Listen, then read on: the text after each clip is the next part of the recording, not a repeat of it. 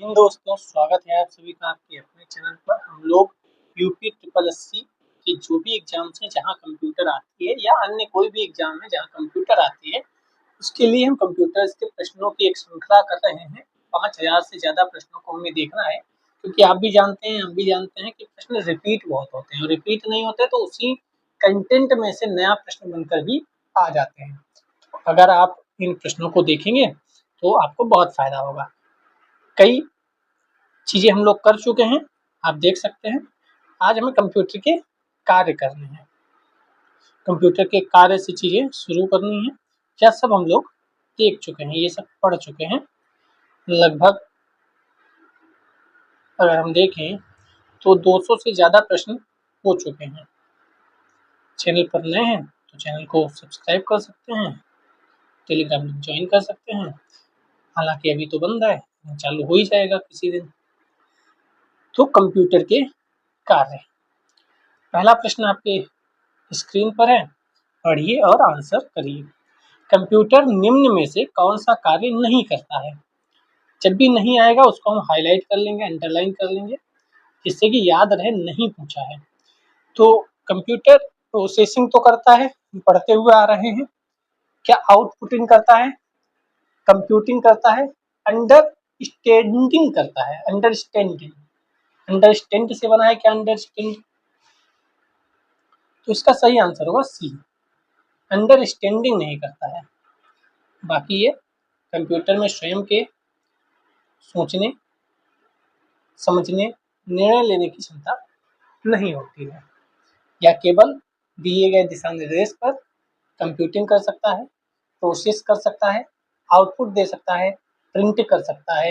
यह सब काम कंप्यूटर कर सकता है। ठीक। 246 नंबर प्रश्न, निम्नलिखित में से कौन सा मूल ऑपरेशन कंप्यूटर द्वारा किया जाता है? Arithmetic operation, logical operation, storage and retrieval यानी संचय पुनर्प्राप्ति, तार्किक, अंकगणितीय। तो अब पढ़ते हुए आ रहे हैं कंटिन्यू, ये सभी काम होते हैं। अब आप प्रश्न कर लोगे सारे तो आप बहुत ज़्यादा अच्छे से प्रिपरेशन कर लोगे। इनमें से कौन सा कार्य किसी कंप्यूटर के 4 प्रमुख डेटा प्रोसेसिंग कार्यों में से नहीं है? नहीं पूछा है। डेटा एकत्र करना, जी जरूर। आंकड़ों को सूचनाओं में प्रोसेस करना, प्रोसेस करने का काम भी होता है। आंकड़ों अथवा सूचनाओं का विश्लेषण करना या भंडारण, तो एकत्र करना पढ़े थे, भंडारण भी पढ़े थे, प्रोसेस भी पढ़े थे। ये जो विश्लेषण है ये शब्द हम लोगों ने नहीं पढ़ा है। 247 प्रश्न पर आ चुके हैं, तो आप ये प्रैक्टिस कर लोगे तो आपको ऑड इवन भी समझ में आ जाएगा। अगर प्रश्न नहीं भी आता होगा तब भी आप समझ लोगे कि कौन सा क्वेश्चन का आंसर होगा। ठीक है, तो हम 4 पढ़ के आते हैं। प्रोसेस करता है, आंकड़ा सूचनाओं का स्टोर करता है और डेटा का निर्गमन करता है। ये पढ़ते हुए आ रहे हैं। 248 नंबर प्रश्न, निम्नलिखित में से कौन सा कार्य कंप्यूटर द्वारा नहीं किया जाता है? फिर से वही, कौन सा कार्य नहीं किया जाता है? नहीं के शब्द पे ध्यान रखिएगा। तस्वीरें लेना, गणना करना, पहचान करना, तो ये तस्वीरें नहीं लेता है। कंप्यूटर का काम तस्वीरें लेना नहीं है। वह गणना करता है, फिंगरप्रिंट की छाप की पहचान करता है। आप देखे होंगे सीआईडी वगैरह, अगर आप देखते होंगे तो फिंगरप्रिंट कंप्यूटर में ही मिलाए जाते हैं। संगीत भी तैयार करता है, आप एडिटिंग वगैरह भी, लेकिन तस्वीरें लेना इसका काम नहीं है। वह वेब कैमरा की आवश्यकता पड़ती है। उसके लिए किसकी आवश्यकता पड़ती है? वेब कैमरे की। 249 नंबर प्रश्न, कंप्यूटर निम्नलिखित में से कौन सा कार्य नहीं करता? इनपुटिंग करता है, अभी हम ऊपर देख कर आए थे, देखो रिपीट हो रहे हैं कि नहीं रिपीट हो रहे हैं।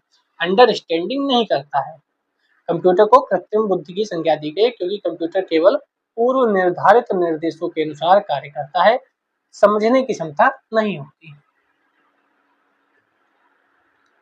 250 नंबर प्रश्न, कंप्यूटर कई प्रकार से डाटा मैनिपुलेट करते हैं और इस मैनिपुलेशन को क्या कहते हैं? तो उसे प्रोसेसिंग करते हैं। डाटा को प्रोसेस करना, डाटा को प्रोसेस करना उसे प्रोसेसिंग कहते हैं। मैनिपुलेट का भी मतलब वही होता है। ठीक है, कंप्यूटर में डाटा किसी इनपुट डिवाइस से प्राप्त होता है। डाटा को प्राथमिक मेमोरी में लाकर प्रोसेसर द्वारा मैनिपुलेट अथवा प्रोसेस किया जाता है। कंप्यूटर में सभी प्रकार की गणनाएं, वो चाहे लॉजिकल हो या मैथमेटिकल, सीपीयू के एलयू द्वारा होती हैं। एलयू में उत्पन्न परिणामों को प्राथमिक मेमोरी में ट्रांसफर कर दिया जाता है। ये ध्यान रखना, एलयू में जो परिणाम आते हैं वह प्राथमिक मेमोरी में ट्रांसफर कर दिए जाते हैं। प्रोसेसिंग समाप्त होने पर प्राथमिक मेमोरी में उपलब्ध डाटा को आउटपुट डिवाइस में भेज दिया जाता है। ठीक है। 251 नंबर प्रश्न, निम्नलिखित में से किसके लिए इंटरप्ट मैकेनिज्म की आवश्यकता नहीं है? इंटरप्ट मैकेनिज्म, जब प्रोग्राम ऑपरेटिंग सिस्टम द्वारा सिस्टम कॉल करने का अनुरोध करते हैं, जब प्रोग्राम ऑपरेटिंग सिस्टम द्वारा सिस्टम कॉल करने का अनुरोध करते हैं उपयोगकर्ता को कंप्यूटर पर बेहतर नियंत्रण देने के लिए, नहीं पूछा है, ध्यान रखना, प्रक्रियाओं का साझा डेटा प्रबंधित करने की अनुमति देने के लिए, या सीपीयू और डिवाइस की गति के बीच असंतुलन को संभालने के लिए। तो निम्नलिखित में से इसके लिए इंटरप्ट मैकेनिज्म की आवश्यकता नहीं होती है। प्रक्रियाओं का साझा डाटा प्रबंधित करने की अनुमति देने के लिए नहीं होती है। नया प्रश्न है, ध्यान से देखिएगा। इंटरप्ट मैकेनिज्म में प्रक्रियाओं को डेटा साझा करने के लिए अनुमति की आवश्यकता नहीं होती। इंटरप्ट एक ऐसी घटना है जो उस क्रम को बदल देती है जिसमें प्रोसेसर निर्देशों को निष्पादित करता है। एक रुकावट की योजना बनाई जा सकती है, विशेष रूप से वर्तमान में चल रहे कार्यक्रम द्वारा अनुरोध किया गया या अनियोजित ऐसी घटना के कारण जो वर्तमान में चल रहे कार्यक्रम से संबंधित हो भी सकती है और नहीं भी। इंटरप्ट कर देना, बीच में कुछ और डाउनलोड हो रहा था, आप कुछ और करने लगे, ऐसा कुछ कह सकते हैं। 252, डेटा प्रसंस्करण, डेटा प्रोसेसिंग अपूर्ण डेटा को किसमें बदलती है? तो जानकारी में। ये भी प्रश्न हम पीछे के प्रश्नों में करके आए थे। इंफॉर्मेशन में बदलती है, जानकारी में बदलती है। ठीक है, प्रोसेस करके काम की बात निकाल देती है। 253, किसका अर्थ है डेटा चुनने, इसे सारांशित करने, इस प्रकार प्रस्तुत करने के लिए होता है कि यह प्राप्तकर्ता के लिए उपयोगी हो। तो जानकारी, डाटा को इंफॉर्मेशन में बदला जाता है, ये ध्यान रखना। डाटा को इसमें चेंज किया जाता है, इंफॉर्मेशन में बदला जाता है प्रोसेसिंग के द्वारा। चलिए, कंप्यूटर की विशेषता, अब हमारा वो चैप्टर कंप्लीट हो गया कार्य वाला। कंप्यूटर की विशेषता पे आते हैं, कैरेक्टरिस्टिक्स ऑफ कंप्यूटर। 254 नंबर प्रश्न, कंप्यूटर के संबंध में निम्न में से कौन सा ठीक नहीं है? देखो नहीं वाले कितने आ रहे हैं, ध्यान से पढ़िएगा। उलझनपूर्ण समस्याओं का समाधान आसानी से किया जा सकता है, यस। प्रक्रिया की गति बहुत ऊंची होती है, यस। स्पीड मेंटेन करता है। स्मृति, हाँ, आप डेटा को स्टोर कर सकते हैं, संग्रह कर सकते हैं। स्मृति, आपने बस, आपको अगर देखना हो, आपने मान लो कोई यूपी TSSC का एग्जाम ही मान लो आपने फिल किया, उसका वो डाउनलोड होता है, वो आपने डाउनलोड PDF करके रख लिया। ठीक है, अब आपको अगर 10 साल बाद भी वह चाहिए तो आप यूपी SSC जैसे ही डालेंगे, आपके पास चीजें निकल कर आएंगी। तो स्मृति और संग्रह क्षमता भी होती है। उच्च सामान्य ज्ञान के कारण अनुपयुक्त निर्देशों की संपूर्ण को यह स्वयं ही सुधार सकता है, नहीं, स्वयं नहीं सुधार सकता, स्वयं नहीं सुधार सकता। मतलब आपने एक PDF सेव की थी, हम उसको वह स्वयं सुधार देगा? नहीं, आप उसमें सुधारोगे तभी चीजें सुधरेंगी। कंप्यूटर स्वयं सोचने और निर्णय लेने की क्षमता नहीं है। आपको कीबोर्ड पे कोई ना कोई बटन दबानी पड़ती है, आपको माउस चलाना पड़ता है, तभी वह क्या करता है, कुछ ना कुछ काम करता है, स्वयं निर्णय नहीं लेता। कंप्यूटर को प्रयोग करने का लाभ क्या है? कंप्यूटर को प्रयोग करने का लाभ, यह बहुत तेज है, जरूर। इनमें विशाल मात्रा में डेटा स्टोर होता है, यस। कंप्यूटर तब भी सही आउटपुट देते हैं जब इनपुट गलत हो, ऐसा थोड़ी है। वह खुद की स्मरण शक्ति नहीं है, उनके अंदर खुद की क्षमता नहीं है, खुद की सोचने समझने की शक्ति नहीं है, तो वह आउटपुट गलत होगा तो इनपुट सही नहीं देंगे, आउटपुट भी गलत देंगे। कंप्यूटर इनफ्लेक्सिबल होने के लिए डिजाइन किए गए नहीं, उपयुक्त सभी नहीं। तो सबसे आसान क्या है? कंप्यूटर बहुत तेज होते हैं और विशाल मात्रा में डेटा एकत्रित करते हैं। हर दुकान बहुत आयत रूप से किया जाता है, ठीक है। 256, निम्न में से कौन से गुण कंप्यूटर के स्थिति के अनुरूप लचीले व्यवहार को दर्शाते हैं? एक्यूरेसी होती है क्या कंप्यूटर में? रिलायबिलिटी विश्वसनीयता है, वर्सेटिलिटी है, या डिलीजेंस उद्यमशीलता है? तो निम्न में से कौन से गुण कंप्यूटर की स्थिति के अनुरूप लचीले व्यवहार को दर्शाते हैं? क्या वह वर्सेटाइल है? वर्सेटाइल है, बहुत काम कर सकता है। यस, सी वाला है वर्सेटाइल। क्यों? क्योंकि यह प्रश्न भी आ चुका है। हम लोग 256 पे हैं, इससे पहले ऐसा प्रश्न एक कंप्लीट करके आए थे जिसमें वर्सेटाइल वाला प्रश्न था। तो ये वर्सेटाइल है, इसमें बहुत कुछ काम आप कर सकते हो। बहुकौशल कंप्यूटर के लचीले व्यवहार को दर्शाता है, जबकि सटीकता, विश्वसनीयता, अविराम कंप्यूटर की विशेषताएं हैं। तो बहुकौशल क्या है? कंप्यूटर के लचीले व्यवहार को दर्शाता है। अब चलते हैं 257 पर। यदि हम किसी कंप्यूटर सिस्टम में बार बार एक जैसा इनपुट डालते हैं तो हमें समान परिणाम मिलता है। कंप्यूटर की यह विशेषता क्या है? तो विश्वसनीयता। ठीक है, विश्वसनीयता है ये। रिलायबिलिटी, अगर हम एक बार बार एक ही इनपुट दे रहे हैं तो वह बार बार एक ही परिणाम देगा। 2+4 डाल रहे हैं तो 6 ही निकलेगा। ठीक है, कंप्यूटर विश्वसनीय है क्योंकि यह डेटा के समान सेट के लिए लगातार परिणाम देता है। यदि हम एक ही इनपुट का सेट कितनी बार भी डालें तो वही परिणाम मिलेगा। विश्वसनीयता। 258 कंप्यूटर की निम्न में से कौन सी विशेषता इसे बिना मानव के हस्तक्षेप के कार्य करने के सक्षम बनाती है? बिना मानव का हस्तक्षेप को क्या कहते हैं? अगर कार मानव ना चला रहा हो तो उसे कौन सी कार बोलेंगे? Automatic car. ऐसे कंप्यूटर अपने आप चले, मनुष्य ना चलाए, automatic computer, automatic rocket, automatic हवाई जहाज। ऑटोमेशन कंप्यूटर के विभिन्न गुणों में से एक यह है, एक बार कंप्यूटर में निर्देश फीड हो जाने के पश्चात बिना किसी मानव हस्तक्षेप के यह तब तक काम करता है जब तक कार्य पूरा नहीं हो जाता। आजकल आप देखते हैं मेट्रो भी ऑटोमेटिक सुनने में आ रहा है, शायद चल रही हैं या आ गई हैं, जैसा भी हो मेट्रो। 259 विभिन्न समस्याओं को हल करने का लचीलापन कंप्यूटर की विशेषता को दर्शाता है। तो अभी तो देख कर आए थे, लचीलापन का संबंध वर्सेटैलिटी से है। अब देखो यहाँ बहुविज्ञता लिखा है, वर्सेटैलिटी को बहुविज्ञता लिखा है, तो आप ध्यान रखिएगा, इंग्लिश में याद रखें, इंग्लिश में याद रखें, क्योंकि हिंदी में कोई भी वर्ड दे दिया जाएगा और कुछ भी दे दिया जा सकता है। तो इंग्लिश भी याद रखिए और हिंदी भी याद रखिए। लचीलापन का संबंध वर्सेटैलिटी से है। 260 कंप्यूटर सिस्टम की क्षमता की पहचान करें जो इसे अनुकलनीय बनाता है। अनुकलनीय मतलब एडेप्टेबल, एडाप्ट आदमी कर लेता है बहुत जल्दी। ए कभी ना थकना, उबना या परिश्रांत, कभी थकता नहीं है, कभी उबता नहीं है, कभी ये नहीं कहता कि मुझसे नहीं हो पाएगा। या विभिन्न प्रकार के कार्यों को पूरा करने का गुण, सरल और साथ ही जटिल। सटीकता का वाय स्तर जिसके साथ गणना की जाती है। किसी कार्य को पूरा करने के लिए कंप्यूटर सिस्टम को जितनी अवधि की आवश्यकता होती है। अब आप खुद बताओ कि अगर आपको कंप्यूटर लेना होता है तो आप क्यों लेते हैं? कंप्यूटर सिस्टम की क्षमता की पहचान करें जो इसे अनुकूलनीय बनाता है। वह क्षमता कौन सी, वह कैपेसिटी कौन सी जो इसे अनुकूलनीय बनाता है, अडॉप्ट करने के लिए बनाता है। तो इसमें से सबसे सटीक क्या है? बी, सरल और कठिन। विभिन्न प्रकार के कार्यों को पूरा करने का गुण है सरल और जटिल, साथ ही जटिल। Simple as well as complex, दोनों। Quality of complete different type of task. Simple भी काम कर सकता है और कठिन भी काम कर सकता है, इसीलिए कंप्यूटर यूज किया जाता है। सिंपल टास्क दे दो, जटिल टास्क दे दो, स्पीड, स्टोरेज, सटीकता, ये सब इसके काम होते हैं। 261 निम्नलिखित में से कौन सी विशेषता कंप्यूटर की नहीं है? गति है, अभी ऊपर देखा, स्टोरेज है, अर्थव्यवस्था कहाँ से आ जाएगी? देखो कितना आसान क्वेश्चन है।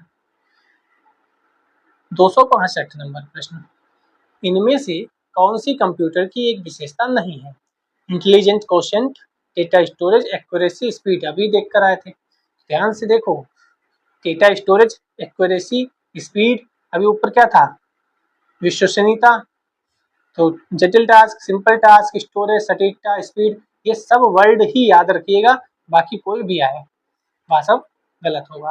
कंप्यूटर की विशेषताएं क्या क्या है? स्पीड है, डेटा स्टोरेज है, एक्यूरेसी है कि गलतियां नहीं करता, भंडारित सूचना को तीव्र गति से प्राप्त कराना, फास्ट है, जल्द निर्णय, क्विक डिसीजन लेता है, तुरंत निर्णय लेता है, वर्सेटैलिटी है, रिपीटिशन हो सकता है, स्फूर्ति है कि कभी आलस्य में नहीं आएगा, एक रुकता है, अगर आप बार बार एक ही इनपुट दोगे तो आपको आउटपुट भी बार बार देगा। गोपनीयता है, ठीक है, जबकि इंटेलिजेंस क्वोशिएंट की बात नहीं हो रही है। तो आप इतना याद कर लो, ये विशेषताएं हैं, यही प्रश्न बार बार घूम फिर के आता रहेगा।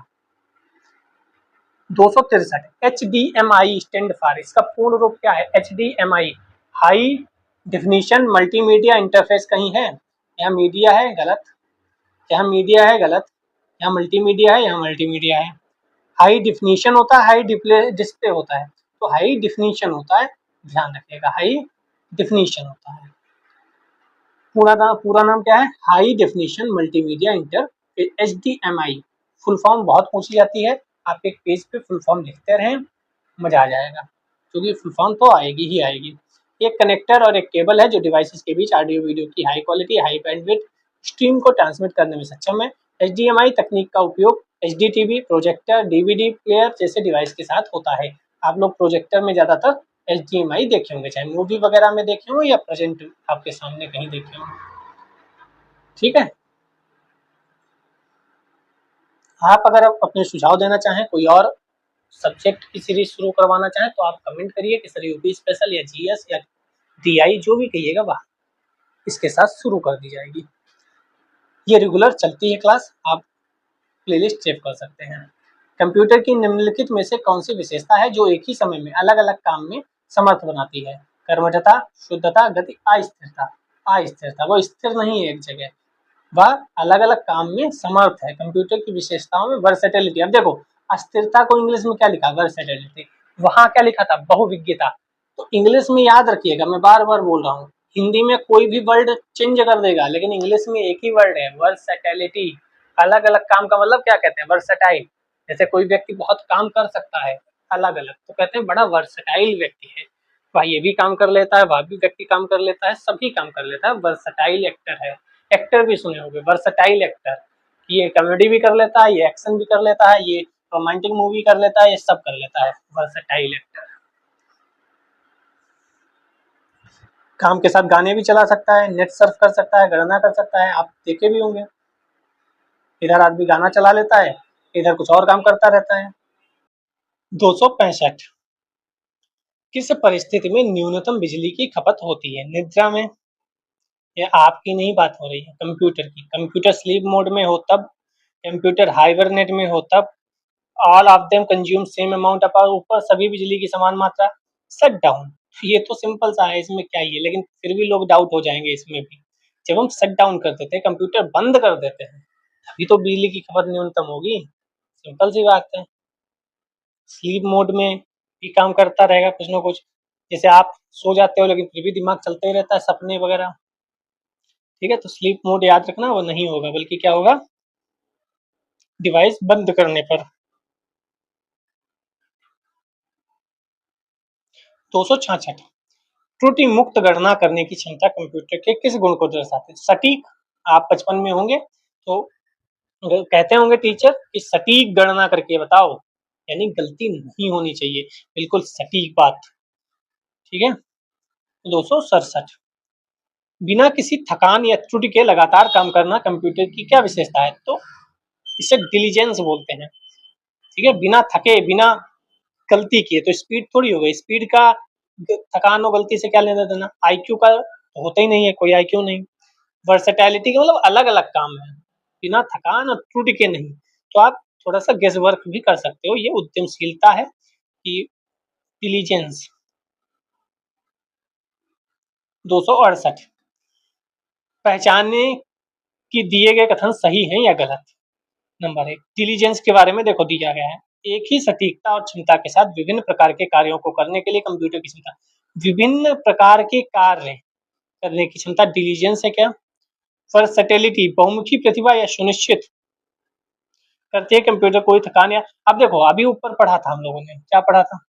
थकान या त्रुटि की बात आएगी तो डिलीजेंस होगा, और अभी ऊपर पढ़ के आए थे कि विभिन्न प्रकार के कार्य की बात आएगी तो वर्सेटिलिटी होगा, तो ये दोनों गलत है, ये दोनों गलत है। क्यों? क्योंकि वर्सेटिलिटी का मतलब है कई प्रकार के काम करना, विभिन्न प्रकार के काम करना, और डिलीजेंस का मतलब है बिना थके। समझ रहे हैं? तो ये उल्टा कर दिया था, बहुमुखी वाला इसमें लिख दिया था और ये वाला इसमें। तो वर्सैटिलिटी इंग्लिश में याद रखना, डिलीजेंस इंग्लिश में याद रखना, क्योंकि हिंदी के शब्द बदलते रहते हैं। एक प्रश्न आपको अधिकारी बनने से रोक सकता है। बिना किसी थकान या एकाग्रता की कमी के एक ही सटीकता के साथ कंप्यूटर द्वारा, फिर वही थकान और एकाग्रता, तो डिलीजेंस। देखो यहाँ हिंदी दी ही नहीं, इंग्लिश में भी डिलीजेंस, हिंदी में भी डिलीजेंस। तो आपको मैं बार बार बोल रहा हूँ 2022 का है, बहुत ज्यादा पुराना भी नहीं है। 270 नंबर प्रश्न, निम्नलिखित में से कौन सी मेन मेमोरी की विशेषता है? यह कंप्यूटर की कार्यशील मेमोरी है, यस। वर्किंग मेमोरी होती है। सेकेंडरी मेमोरी से ज्यादा तेज होती है, यस। हम लोग पढ़ के भी आए थे एक जगह अभी ऊपर। बिना प्राइमरी मेमोरी के कंप्यूटर नहीं चल सकता, बिल्कुल सही बात है। तीनों सही है, तीनों सही है, तो डी पे लगा देते हैं। मुख्य मेमोरी में केवल वही डेटा निर्देश होते हैं जिन पर कंप्यूटर वर्तमान में काम कर रहा होता है। इसकी एक सीमित क्षमता होती है और बिजली बंद होने पर डेटा स्वतः ही डिलीट हो जाता है, या आमतौर पर सेमीकंडक्टर से बनी होती है। मुख्य मेमोरी की निम्नलिखित विशेषताएं हैं, एक जगह याद कर लो। यह सेमीकंडक्टर मेमोरी होती है, वोलाटाइल मेमोरी होती हैं, कंप्यूटर की कार्यशील मेमोरी होती हैं, सेकेंडरी मेमोरी से ज़्यादा तेज होती हैं, और बिना कंप्यूटर नहीं चल सकता, इनके बिना कंप्यूटर नहीं चल सकता। ये क्वेश्चन पूछा जाता है, मेन मेमोरी की विशेषताएं। 271, निम्नलिखित में से क्या कंप्यूटर की अलग अलग प्रकार के कार्यों को अलग अलग प्रकार काम आएंगे, तो वर्सेटिलिटी आ जाएगी। अलग अलग काम वर्सेटिलिटी, और थकान बिना तो डिलीजेंस, सटीक बिल्कुल जानकारी एक्यूरेसी सही है, और रिलायबल अभी पढ़ के आए थे। अब यहाँ पे कुछ वन लाइनर दिए गए हैं, ये भी देख लेते हैं। इलेक्ट्रॉनिक डिवाइस जो डेटा को इंफॉर्मेशन में बदलते हुए प्रोसेस करता है उसे प्रोसेसर बोलते हैं। डेटा को इंफॉर्मेशन में चेंज करने का मतलब है प्रोसेसिंग हो रही है, और उसको प्रोसेसर बोलते हैं। जो इलेक्ट्रॉनिक डिवाइस प्रोसेस करती है उसे प्रोसेसर बोलते हैं, ठीक है। कंप्यूटर प्रोसेसर द्वारा इंफॉर्मेशन में परिवर्तन किए जाते हैं, क्या? तो डेटा, हमने बोला डेटा को इंफॉर्मेशन में बदलने की क्रिया प्रोसेसिंग कहलाती है। एलयू का तात्पर्य अरिथमेटिक लॉजिकल यूनिट नहीं है। क्यों? लॉजिक यूनिट है, ध्यान से देखना, लॉजिकल यूनिट नहीं है, लॉजिक यूनिट है। क्या है? लॉजिकल यूनिट नहीं है, लॉजिक यूनिट है, ध्यान रखना। कंप्यूटर के मस्तिष्क को क्या कहते हैं? तो सीपीयू कहते हैं। सीपीयू का विस्तृत रूप क्या है? सेंट्रल प्रोसेसिंग यूनिट है।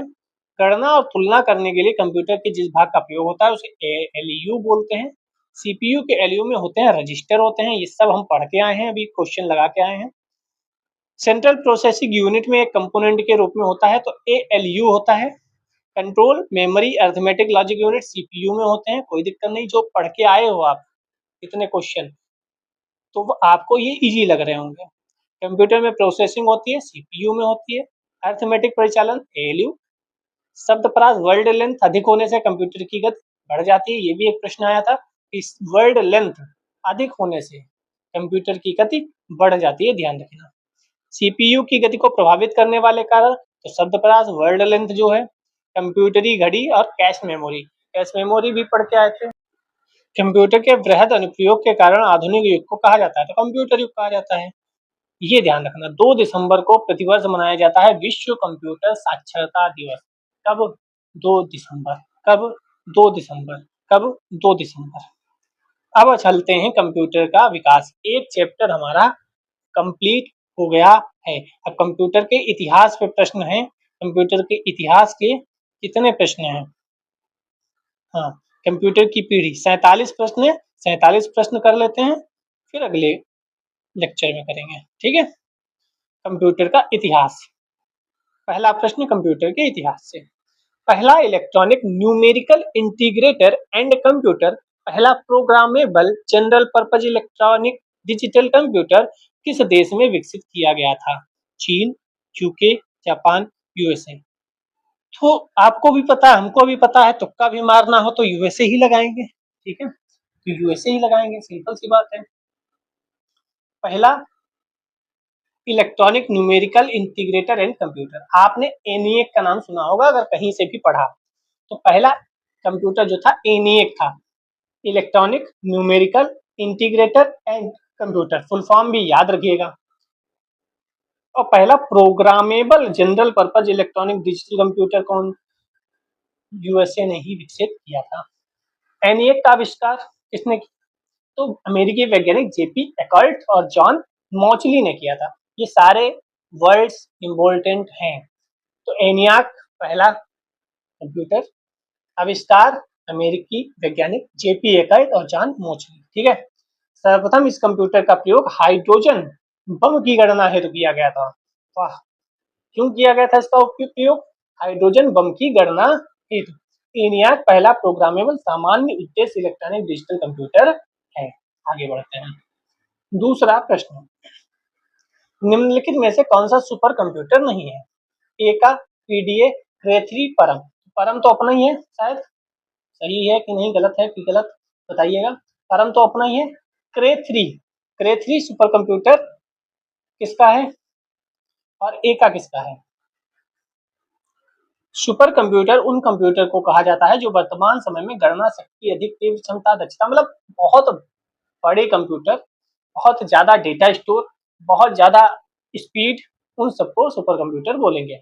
अत्याधुनिक तकनीकों से युक्त बड़े बड़े परिकलन, वह कंप्यूटर जैसे नहीं लगते हैं जो आपका एक डेस्कटॉप होता है, कंप्यूटर पूरा कमरा में कंप्यूटर एक होता है, ऐसा कंप्यूटर होता है। तो ए का परम क्रे 3 तीनों सुपर कंप्यूटर है। पीडीए एक बिना कीबोर्ड का मोबाइल डिवाइस है, इसका मुख्य कार्य व्यक्तिगत सूचना प्रबंधक के रूप में होता है। तो ए का परम क्रे 3, ये तीनों आपने पढ़े भी होंगे, कहीं से भी पढ़े हो, तीनों पढ़ाए जाते हैं, हर यूट्यूब चैनल पर आपको मिल जाएंगे तीनों के नाम। संसार का पहला गणनयंत्र है, तो ये क्या है, अबेकस है क्या, मार्कॉन, एनिएक, या इनमें से कोई नहीं, तो अबेकस है क्या, जी हाँ अबेकस, अबेकस, अबेकस सब पहला गणना यंत्र, अबेकस। अबेकस संसार का पहला गणना यंत्र है, इसका प्रयोग आंकिक गणना के लिए किया जाता है। आविष्कार चीन में हुआ, अबेकस का आविष्कार चीन में हुआ, इसको यूएसए मत लगा दीजिए। 4, प्राचीन गणितीय गणना के लिए इस्तेमाल साधन अबेकस था। अब देखो अबेकस पे ही कितने प्रश्न आ जाएंगे। कैलकुलेटर की उत्पत्ति अबेकस से हुई है। 6, निम्नलिखित में से किस भाषा से कंप्यूटर शब्द व्युत्पन्न हुआ, ये बढ़िया है। आप देखते हैं लैटिन और ग्रीक शब्द बहुत ज्यादा जगह है, चाहे आप साइंस पढ़ें, मैथ पढ़ें, तो लैटिन और ग्रीक, कंप्यूटर शब्द भी कहाँ से आया, लैटिन शब्द है। कंप्यूटर शब्द की उत्पत्ति लैटिन से हुई है, कंप्यूट से उत्पन्न हुआ है। लैटिन भाषा में कौन सा शब्द है, कंप्यूट शब्द है, और उसी से ही हुआ है। और इसका मतलब क्या होता है, गणना करना या कुछ जोड़ना। 7 नंबर, इलेक्ट्रॉनिक कंप्यूटर का आविष्कार किसने किया, तो एलन एम ट्यूरिंग ने किया, एलन एम ट्यूरिंग। तो ये कौन सा है, इलेक्ट्रॉनिक कंप्यूटर, ये इलेक्ट्रॉनिक कंप्यूटर है, इसका आविष्कार ट्यूरिंग ने किया था। जबकि मार्कोनी ने रेडियो का आविष्कार किया, मार्कोनी ने, और ग्राहम बेल ने टेलीफोन, अब याद ही कर लो, और बर्लिनर ने माइक्रोफोन का आविष्कार किया। एमिली बर्लिनर ने माइक्रोफोन, जो आप माइक्रोफोन मोबाइल में लगे होते हैं, माइक्रोफोन, माइक जिसे आप बोल देते हो, ठीक है। Telephone Alexander Graham Bell, telephone की बेल बजी, आप ऐसे याद कर लो, घंटी बजी, टेलीफोन की बेल बजी।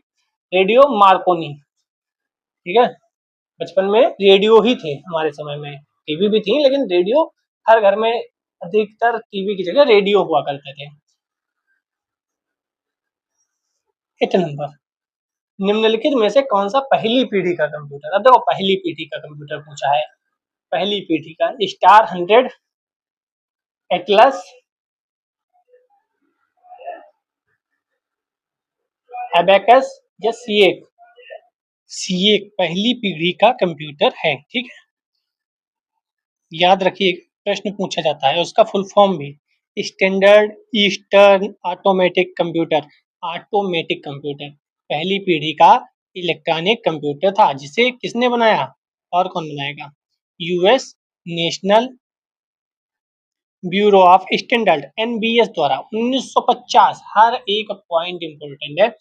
शुरू में इसे राष्ट्रीय मानक ब्यूरो अंतरिम कंप्यूटर कहा जाता था, क्योंकि यह एक छोटे पैमाने का कंप्यूटर था जिसे जल्दी में बनाया गया और संचालन में लगाया गया था। इम्पोर्टेंट है, क्वेश्चन यहाँ से बन सकता है। 9 नंबर प्रश्न, वैक्यूम ट्यूब ट्रांजिस्टर से स्थानांतरित किए गए थे, कब, ट्रांजिस्टर से स्थानांतरित किए गए थे वैक्यूम ट्यूब, तो ये दूसरी पीढ़ी के थे, ठीक है, वैक्यूम ट्यूब ट्रांजिस्टर से स्थानांतरित कब किए गए? दूसरी पीढ़ी कंप्यूटर में वैक्यूम ट्यूब को ट्रांजिस्टर से स्थानांतरित कर दिया गया। पहली वाली में वैक्यूम ट्यूब, दूसरी वाली में ट्रांजिस्टर। याद रखिएगा, यह भी प्रश्न पूछा जाता है। अगर आपने पढ़ाई की है तो रिवाइज बहुत अच्छे से हो रहा होगा। चार्ल्स बेबेज द्वारा डिजाइन किया गया प्रथम यांत्रिक कंप्यूटर एनालिटिकल इंजन इसे बोलते हैं। एनालिटिकल इंजन बहुत आसान है, पढ़ा होगा आपने। ब्रिटिश गणितज्ञ थे, और ध्यान रखना ये ब्रिटिश थे। चार्ल्स बेबेज अमेरिका के नहीं थे, ब्रिटिश थे। 1822 डिफेंस इंजन का आविष्कार किया। डिफेंस इंजन जो भाप से चलता था, किससे चलता था? भाप से, तथा गणनाएं कर सकता था। 1842 में चार्ल्स बेबेज ने स्वचालित एनालिटिकल इंजन बनाया जो पंच कार्ड के दिशा निर्देशों के अनुसार कार्य करता था। पंच कार्ड भी पूछा जा सकता है कि किसके दिशा निर्देशों के अनुसार कार्य करता था, तो पंच कार्ड। मूलभूत अंकगणितीय गणनाएं कर सकता था। तो क्या क्या याद रखना है? चार्ल्स बेबेज ब्रिटिश गणितज्ञ थे। 1822 में डिफरेंस इंजन बनाया। 1842 में चार्ल्स बेबेज ने स्वचालित एनालिटिकल इंजन बनाया, और जो पंचकार्ड के निर्देशों पे चलता था। 11 नंबर, चार्ल्स बेबेज द्वारा डिजाइन किया गया पहला यांत्रिक कंप्यूटर, फिर वही एनालिटिकल इंजन। कुछ नया है इसमें क्या? नहीं।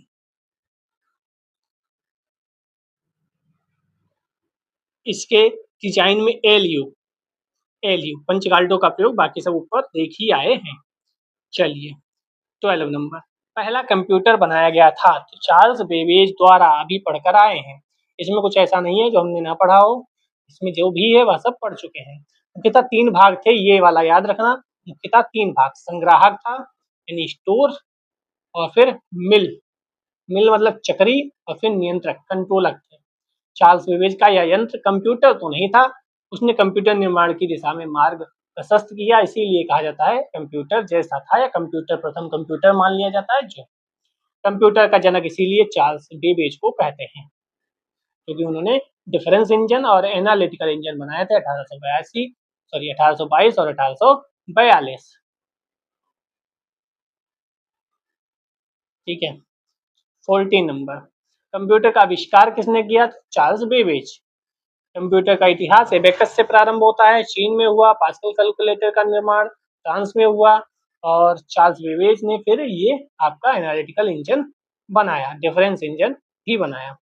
तो एबेकस चीन याद रखना, पास्कल कैलकुलेटर फ्रांस याद रखना 1645, और फिर चार्ल्स बेबेज याद रखना 1820 का उपयोग कर कंप्यूटर प्रोटोटाइप का निर्माण किया गया, इसीलिए कंप्यूटर का जनक चार्ल्स बेबेज को कहते हैं। 15, निम्नलिखित में से किस व्यक्ति को कंप्यूटिंग के जनक के रूप में माना जाता है? Charles Babbage. बाकी सब पढ़ के आ ही चुके हैं, तो बार बार एक्सप्लेनेशन पढ़ने की जरूरत नहीं। देखिए कितनी बार पूछा गया कंप्यूटर का जनक, तो चार्ल्स बैचमैन नहीं है, चार्ल्स बेबेज है। यहाँ देखो चार्ल्स बैचमैन लिखा है, आप जल्दी में गलत कर सकते हो, चार्ल्स बेबेज होंगे, बैचमैन नहीं होंगे। ये सब जो भी है वह हम पढ़ चुके हैं, ठीक है, ये सब पढ़ के आए हैं। एक प्रोग्रामेबल कंप्यूटर की अवधारणा देने के लिए किसे याद किया जाता है? Charles Babbage. चार्ल्स बेबेज ने निम्नलिखित में से कौन सी मशीन बनाई थी? तो वैश्लेषिक इंजन। एनालिटिकल इंजन को हिंदी में वैश्लेषिक इंजन भी कहते हैं, वैश्लेषिक मशीन भी कहते हैं। तो आप इंग्लिश में याद रखना, और ऐसे प्रश्न आने पर इंग्लिश वाला देख भी लेना। कंप्यूटर के आविष्कारक निम्नलिखित में से कौन थे? तो चार्ल्स बेबेज। 20, कंप्यूटिंग करने के जनक के रूप में चार्ल्स बेबेज। देखो कितनी बार वही प्रश्न घुमा फिरा के। विश्व का प्रथम इलेक्ट्रॉनिक डिजिटल, तो एनिएक था, ये ऊपर पढ़कर आए थे हम। एनिएक विश्व के प्रथम इलेक्ट्रॉनिक डिजिटल कंप्यूटर एनिएक का आविष्कार 1946 में हुआ था। कब हुआ था? 1946 में। इसने किया था जेपी एकल्ट और जॉन मोचली ने, या मुचली ने, जॉन मुचली और जेपी एकल्ट ने किया था। 22, दुनिया के पहले इलेक्ट्रॉनिक डिजिटल कंप्यूटर का नाम एनिएक। क्या था? एनिएक। क्या था? एनिएक। फुल फॉर्म भी electronic numerical integrator and computer, पहला इलेक्ट्रॉनिक डिजिटल कंप्यूटर। इसका आविष्कार पेंसिल्वेनिया विश्वविद्यालय में इन्होंने किया था। एकल्ट और जॉन मोचली ने 45 में पेंसिल्वेनिया यूनिवर्सिटी भी पूछी जाती है। पहला प्रयोग हाइड्रोजन बम की गणना के लिए किया गया था। सब कुछ इंपॉर्टेंट है, कुछ भी छोड़ना नहीं है पीवाईक्यू के एक्सप्लेनेशन में। प्रथम सामान्य प्रयोजनार्थ इलेक्ट्रॉनिक कंप्यूटर ENIAC का पूर्ण रूप क्या है? तो अभी हम ऊपर पढ़ गया थे, इलेक्ट्रॉनिक न्यूमेरिकल इंटीग्रेटर। अब देखो यहाँ पे फंसाता कैसे है, यहाँ पर इंटीग्रेटर है, इंटीग्रेटर, ध्यान रखना, यहाँ इंटीग्रेटर, तो यहाँ इंटीग्रेटेड दे लिख दिया, गलत, इंटीग्रेटेड गलत, इंटरएक्टिव गलत, इंटीग्रेटर वाला सही होगा। क्या सही होगा? इंटीग्रेटर वाला सही होगा। 24 ENIAC था, क्या था ENIAC? ENIAC क्या था? एक इलेक्ट्रॉनिक कंप्यूटर था। पहला संक्रियात्मक इलेक्ट्रॉनिक अंकीय कंप्यूटर कौन था? ENIAC था। अब ये प्रश्न गलत नहीं होना चाहिए। पहला इलेक्ट्रॉनिक डिजिटल कंप्यूटर बनाया गया पेंसिल्वेनिया में, अभी हम बताए थे, पेंसिल्वेनिया USA, ठीक है, पेंसिल्वेनिया USA। JS टेस्पर एकॉल्ट और जॉन मॉचली, जॉन मुचली आया, जॉन मॉचली आया, दोनों सही हैं। JP एकॉल्ट 1945 अमेरिकी सेना द्वारा डिजाइन किया गया था, ठीक है, ध्यान रखना, किसके द्वारा डिजाइन किया गया? पेंसिल्वेनिया अमेरिकी सेना द्वारा डिजाइन। पहले इलेक्ट्रॉनिक अंकीय कंप्यूटर में क्या था? तो वॉल्व थे, इसमें क्या थे? वॉल्व। जो ENIAC पहला इलेक्ट्रॉनिक अंकीय कंप्यूटर था, इसमें वॉल्व लगे थे, 17,468 वॉल्व लगे थे। यहाँ अंकों का भंडारण करने के लिए 10 स्थितीय रिंग गणक 10 पोजीशन रिंग काउंटर का प्रयोग करता था। प्रत्येक अंक 36 निर्वात ट्यूबों का इस्तेमाल करता था और जिसमें 10 दोहरे डायोड होते थे। ये नया है, ये नया है, याद रखना। यह प्रश्न पूछा जा सकता है, यह प्रश्न पूछा जा सकता है। जो नया है वो मैं बताता रहता हूँ।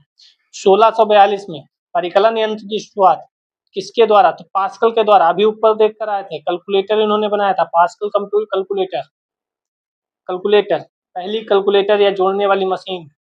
पास्कल को 1642-44 के बीच फ्रांसीसी गणितज्ञ दार्शनिक ब्लेज पास्कल द्वारा निर्मित किया गया था। फ्रांसीसी हैं, अभी ऊपर भी देख कर आए थे। 29 कंप्यूटरों के आविष्कार से निम्नलिखित में से कौन संबंध है? तो चार्ल्स बेबेज, कोई दिक्कत नहीं, चार्ल्स बेबेज। और कौन कौन? एडिशन बल्ब से, कर्की पैट्रिक मैकमिलन पेंडल वाली साइकिल से, पैडल वाली साइकिल होगा, आविष्कार से संबंधित है, तो इन दोनों के नाम भी याद रख लेना। 30 हरमन होलेरिथ, बहुत इंपॉर्टेंट नाम है, हरमन होलेरिथ ने अपने टेबुलेटिंग सिस्टम में पूर्णता प्राप्त की और यह मशीन विकसित की। क्या विकसित की? तो sensor tabulator, sensor tabulator, sensor tabulator, sensor tabulator American वैज्ञानिक हरमन होलेरिथ द्वारा विकसित मशीन है। यह मशीन अमेरिका में जनगणना में सहयोग, जनगणना में सहयोग, जनगणना में सहयोग के लिए सेंसर टेबुलेटर, सेंसर टेबुलेटर इसने हेलोरिथ, होलेरिथ, होलेरिथ, होलेरिथ इंपोर्टेंट है। 1890 31 अरिथमोमीटर का द्वारा आविष्कार किया गया था। तो अरिथमोमीटर जो है वह चार्ल्स जेवियर थॉमस के द्वारा, अरिथमोमीटर का आविष्कार 1820 चार्ल्स जेवियर थॉमस डी कोलमार द्वारा प्रथम डिजिटल मैकेनिकल कंप्यूटर था, सॉरी कैलकुलेटर था, प्रथम डिजिटल मैकेनिकल कैलकुलेटर। थोड़े थोड़े डिफरेंसेस हैं, आप याद रखिएगा, प्रश्न यहाँ से बनते हैं। 32 ऐसी कंप्यूटर प्रणालियां जो बिना किसी विभेद के निर्देश डेटा एक ही स्मृति इकाई से संग्रहित करती हैं, तो उसे क्या बोलते हैं? वॉन न्यूमैन संरचना पर आधारित होती हैं। ये किस पर आधारित होती हैं? वॉन न्यूमैन आर्किटेक्चर का अर्थ किसी भी संग्रहित प्रोग्राम कंप्यूटर से है जिसमें इंस्ट्रक्शन और एक डेटा ऑपरेशन एक ही समय में नहीं हो सकता, क्योंकि वे एक कॉमन बस में अपना स्थान शेयर करते हैं। बस के बारे में हम बात कर चुके हैं। ऐसी कंप्यूटर प्रणालियां जो बिना किसी विभेद के निर्देश डेटा एक ही स्मृति इकाई से संग्रहित करती है, इस पर आधारित होती है। तो von Neumann, von Neumann, von Neumann, von Neumann. 33 वाणिज्यिक उपयोग के लिए उपलब्ध कराया गया पहला कंप्यूटर। तो यूनिवेक है वाणिज्यिक उपयोग के लिए, किसके लिए? वाणिज्यिक उपयोग के लिए। यूनिवेक का पूरा नाम यूनिवर्सल ऑटोमेटिक कंप्यूटर, यूनिवेक का पूरा नाम है यूनिवर्सल ऑटोमेटिक कंप्यूटर। वाणिज्यिक उपयोग के लिए उपलब्ध कराया गया पहला कंप्यूटर है। विकास 1954 जनरल पावर कॉर्पोरेशन जीईसी द्वारा इसका विकास किया गया। वाणिज्यिक उपयोग के लिए यूनिवेक, ENIAC नहीं, यूनिवेक। प्रथम डिजिटल इलेक्ट्रॉनिक कंप्यूटर के संबंध में एबीसी बहुत इंपॉर्टेंट है, बहुत इंपॉर्टेंट। बाइनरी नहीं, वेरी वेरी वेरी, सी। क्या नाम होगा? सी। सी। एटानासॉफ्ट बेरी कंप्यूटर, एटानासॉफ्ट बेरी कंप्यूटर। प्रथम डिजिटल इलेक्ट्रॉनिक कंप्यूटर को एटानासॉफ्ट बेरी कंप्यूटर या एबीसी कहा जाता है। यह भौतिकी के प्रोफेसर थे जॉन विंसेंट एटनासॉफ्ट और उनके स्नातक छात्र थे क्लिफोर्ड बेरी। उन्हीं दोनों के नाम पर इसका नाम रखा गया, एटानासॉफ्ट बेरी। 1942 कौन सा?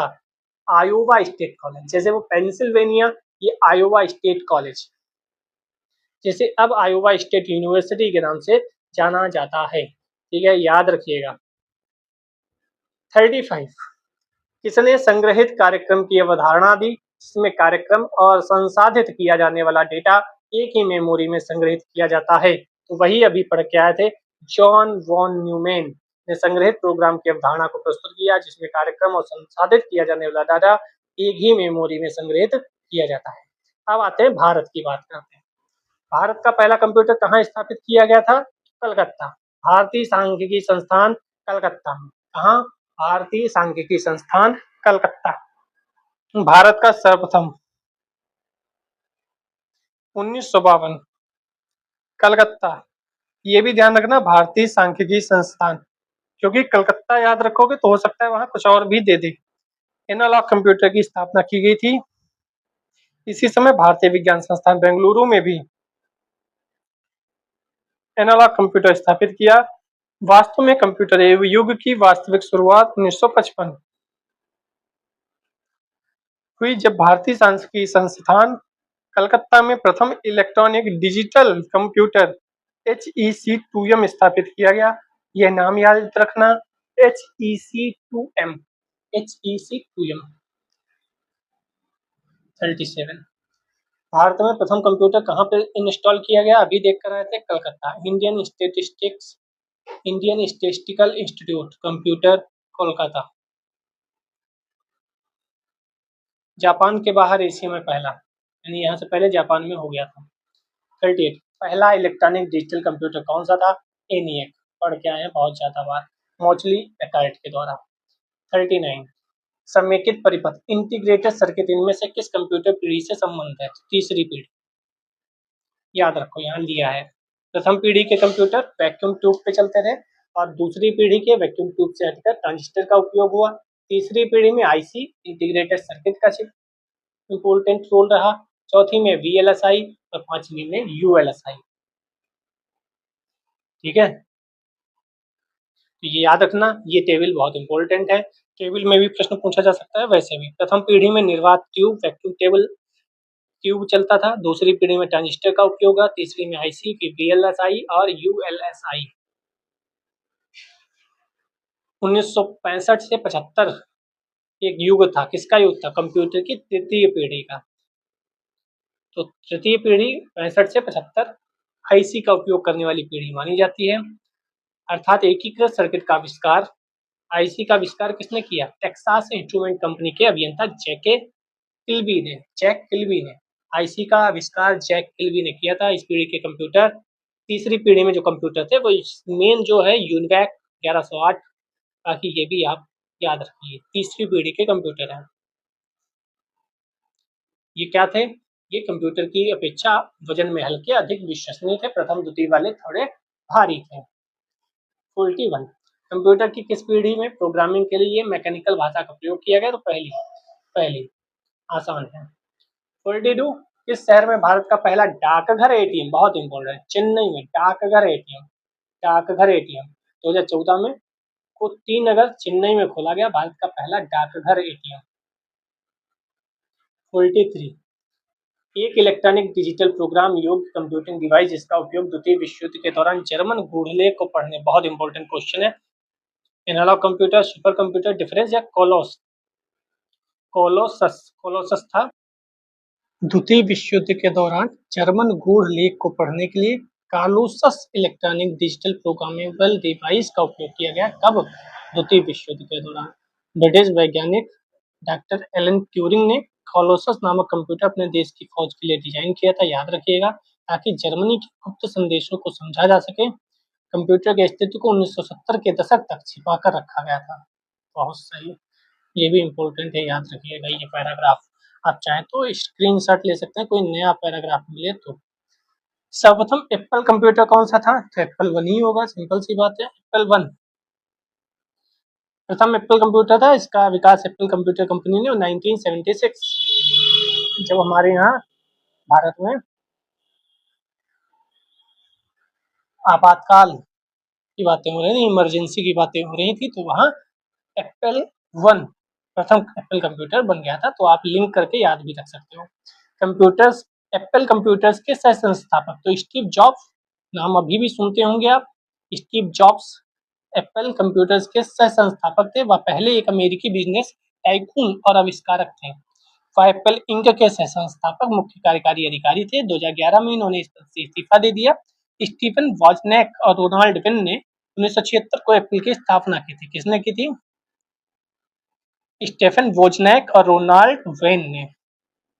2011 में ही उनकी मृत्यु हो गई थी। बिल गेट्स और पॉल एलन माइक्रोसॉफ्ट के संस्थापक हैं। बिल गेट्स और पॉल एलन का नाम याद रखना। Microsoft, Charles flint computing tableting recording company इकाई आईबीएम के संस्थापक है। आईबीएम भी इम्पोर्टेंट है, आईबीएम भी इम्पोर्टेंट है। माइक्रोसॉफ्ट हो गया, आईबीएम हो गया, एप्पल हो गया, तीन यहाँ पर आपको मिल गई। एप्पल के संस्थापक मिल गए, माइक्रोसॉफ्ट के और आईबीएम के।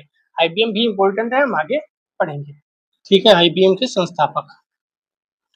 46 निम्नलिखित में से कौन सा एक प्रारंभिक कंप्यूटर नहीं है? कंप्यूटर कौन सा नहीं है? एटलस भी कंप्यूटर है, लियो भी है, लिंक इन्हें कौन सा नहीं है? तो एटलस पहला सुपर कंप्यूटर है, लियो पहला बिजनेस कंप्यूटर है, एनियाक पहला इलेक्ट्रॉनिक डिजिटल कंप्यूटर है और लिंक पहला मिनी कंप्यूटर है। तो पहला मिनी कंप्यूटर, पहला इलेक्ट्रॉनिक, पहला बिजनेस और पहला सुपर, सभी प्रारंभिक कंप्यूटर है। आयोग द्वारा इस प्रश्न को निरस्त कर दिया गया था। ठीक, 47 तीसरी पीढ़ी के कंप्यूटर में किस प्रकार की तकनीक का प्रयोग किया गया था? तो इंटीग्रेटेड सर्किट, अभी देखकर आए थे। पहली में क्या थे? वैक्यूम ट्यूब थे, दूसरी में ट्रांजिस्टर थे, तीसरी में एकीकृत परिपथ थे। चेकी किल्बी ने आईसी का विकास किया था।